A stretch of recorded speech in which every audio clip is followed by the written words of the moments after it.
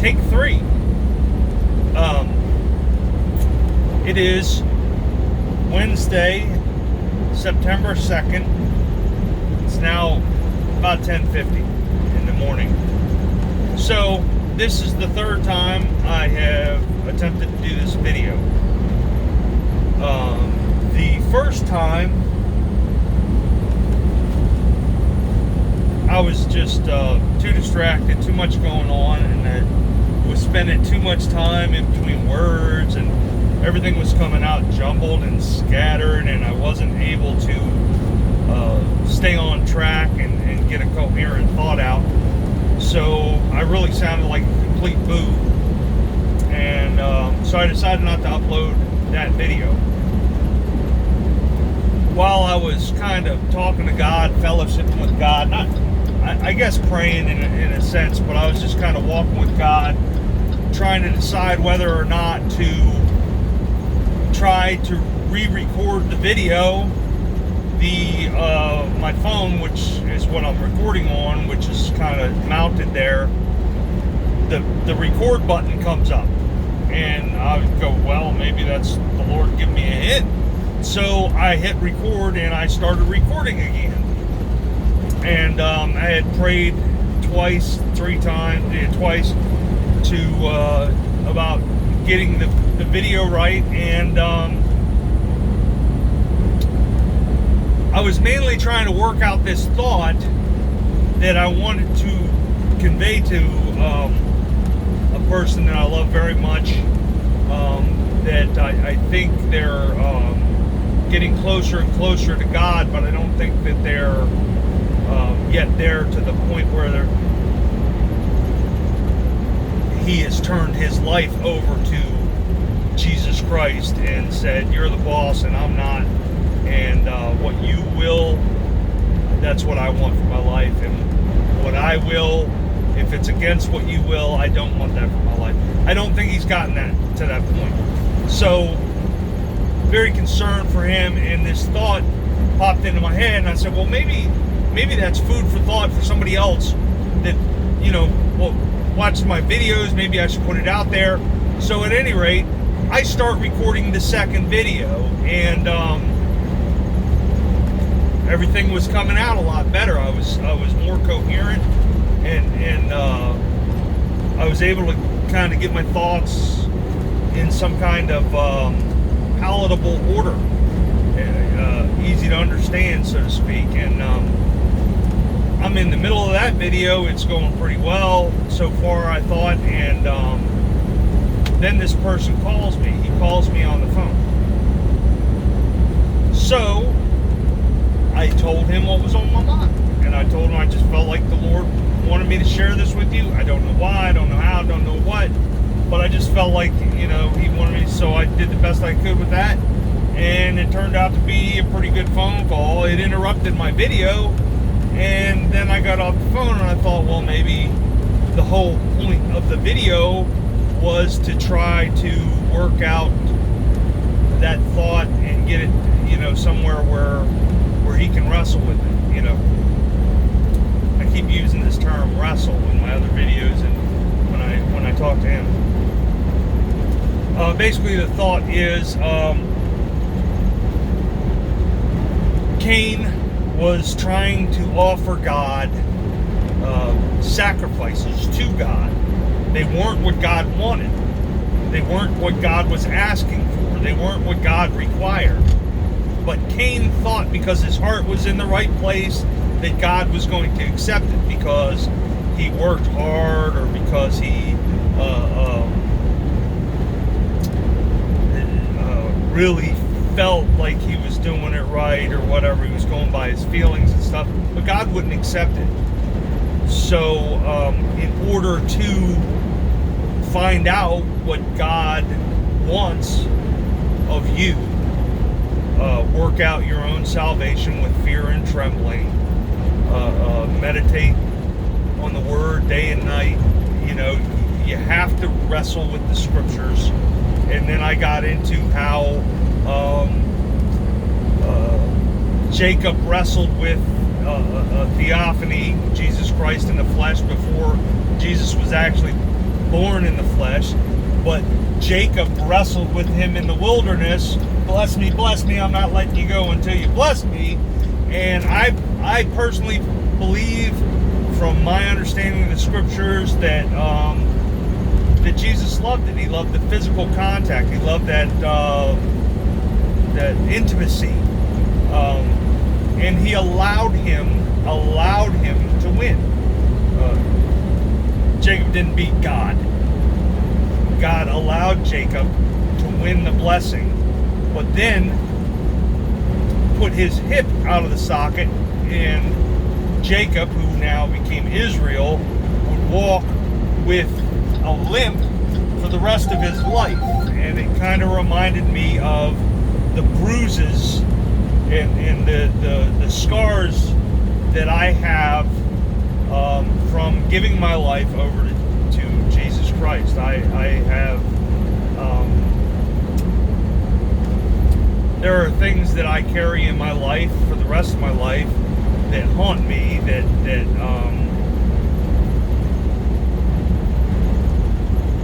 that's part of giving your life to Jesus. You're just going to have to lose some relationships. You're going to have to change some things in your life that you don't necessarily want to change. Some of it's going to be very painful. Some of the pain will go away afterward, and some of the pain won't. I remember when I struggled with God about speeding. I really used to like to go as fast as I could, trying to get everywhere as fast as I could, and I thought I was making more money and all that stuff. I was getting paid by the mile, and I felt like I was giving myself a raise by speeding. And I come across the scripture that says, "Submit yourselves to every ordinance of man for the Lord's sake." Submit yourselves to every ordinance of man for the Lord's sake, whether it be unto the king as supreme, or unto governors as unto them, sent by him for the punishment of evildoers and for the praise of them that do well. I think that's an accurate quote. King James Version is what I was reading at the time, and I committed it to memory because it hit me so hard. And I was like, every ordinance of man? What about speeding? Well, I'll just do 10 miles over. Well, I'll just do 5 miles over. He wouldn't take it. He's like, every ordinance of man. And I was like, even the speed limit? Come on, God, you can't possibly. And I was like, I just couldn't. I wrestled with it. I couldn't get away from it. That by speeding, I was somehow offending God. And I was like, they're there to protect me. They're there to, Now I realize that there are some times when men put ordinances that are against what the Bible tells you to do, and then you choose God, not man. You don't live for man, you live for God. But whenever possible, you're supposed to submit to the laws of the land, because they're there to protect you, and God is sovereign. He put those people in front of you to guide you and protect you and direct you and try to help you, quote unquote, prosper, whatever. Now in this day and age, it's getting foggier and foggier and harder and harder. But the point is, I struggled against that speed. So I finally submitted. I wrestled with him for a long time, like weeks and weeks, maybe even a month or more. I don't know. But I didn't want to give it up. I was really trying to get him to, will you just let me 3 miles over the speed limit? He wouldn't bless it. So I finally submitted, and it was miserable for the first, couple days, a week, or whatever, until I got used to it. And then after a while, I was like, you know what? I had like decompressed. Like the stress of my life was a lot less, and I all of a sudden the light bulb came on, and I said, you know why it is right now that my life is less stressful? Because I'm not looking over my shoulder for the cops all the time. I'm not worried about, am I gonna, roll over going around this curve. I'm not worried about the speed cameras and the speed traps and the, is there a helicopter watch me, all that stuff. One time I got a speeding ticket. They got me from an aircraft, and then the cop pulled me over down the road a couple miles when I was on my motorcycle years and years and years ago. But at any rate, it was, I didn't have to worry about my following distance, because when you're doing the speed limit, cars just pull away from you. People don't normally do. It was just so much stress off my life, and I was like, what a blessing. And I wasn't any slower, really. You'd get someplace, maybe, if it's a long trip, you might be, a really long trip, maybe 20 minutes longer, 10, 15 minutes longer than it would have been, but you're driving all day, whatever. You really don't save much time speeding, if at all. And especially in the city, I couldn't save a minute, racing around in the city. So, especially in the tractor trailer. But at any rate, it turned out to be a blessing. I thought it was going to be miserable, and it was miserable as long as I thought of it miserable, but it turned out to be a blessing. But everything you give up for God isn't necessarily going to become a blessing. There are some things that or things or people or relationships or habits or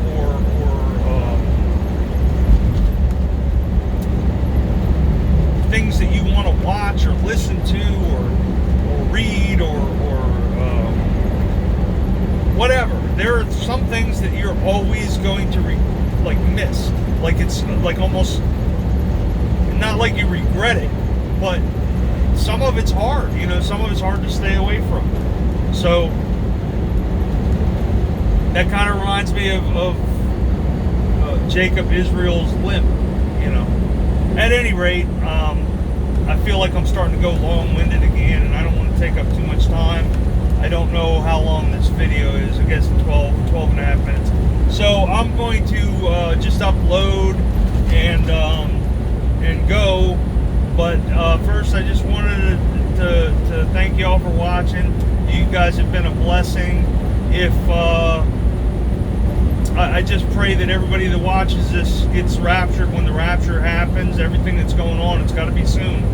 It's got to be soon. I don't know when. I'm hoping for the Feast of Trumpets right now. But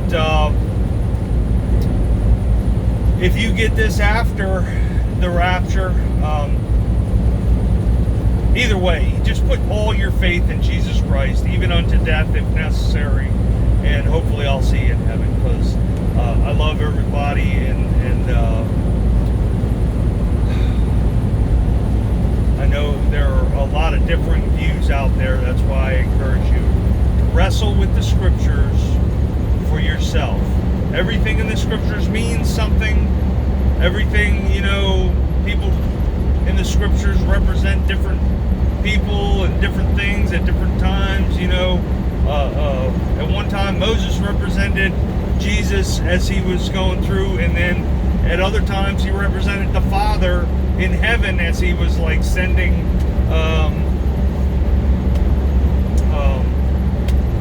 Joshua, who represented Yeshua at that point. Joshua, Yeshua, same basic word.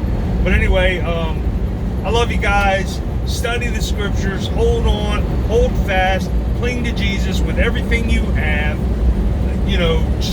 Struggle and scramble to get as close as you possibly can to Him right now, because we're getting ready to go. Your time here is very, very limited.